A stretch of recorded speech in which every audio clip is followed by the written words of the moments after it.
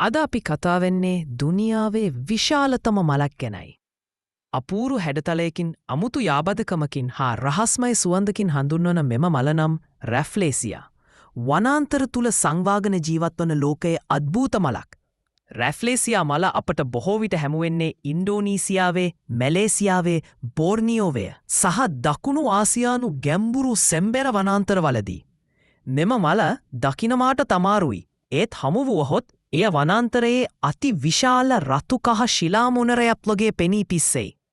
රැෆ්ලේසියාට කොළ නැහැ, පාත්‍ර නැහැ, ඒ වගේම පසලායාන හැඩයක්වත් නැහැ. ඒ ජීවත් වෙන්නේ පරාජීවී මලත් ලෙස වෙනත් වල්දඩ මත පදනම්ව. ලෝකයේ විශාලතම මල කියලා කිව්වම ඒක ඇත්තටම විශාලයි.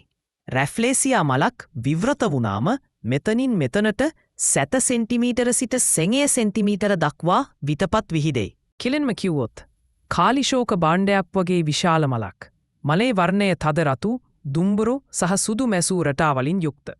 බරත් හුගාක් 8 කිලෝග්‍රම් සිට 10 කිලෝග්‍රම් දක්වා විය හැකි. රැෆ්ලේසියා ගැන කතා කරනකොට නතර වෙන්න බැරි දෙයකම තමයි කුණු මල කියන නම.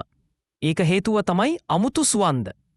එය මලමස් වැනි තද දුර්ගන්ධය නිකුත් කරනවා. අපිට ඒ සුවඳ අසහනයයි.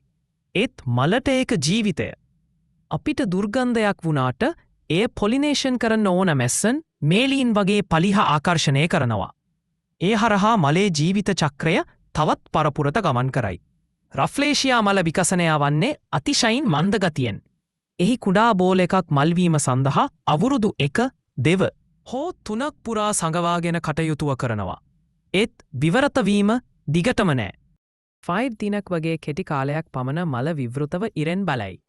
ඉන්පසු මල මැලවී ගොස් තම ජීවිතයෙන් සමුගනි. කෙටි ජීවිතයක්, හැබැයි අහිමි කළ නොහැකි සුන්දරත්ව.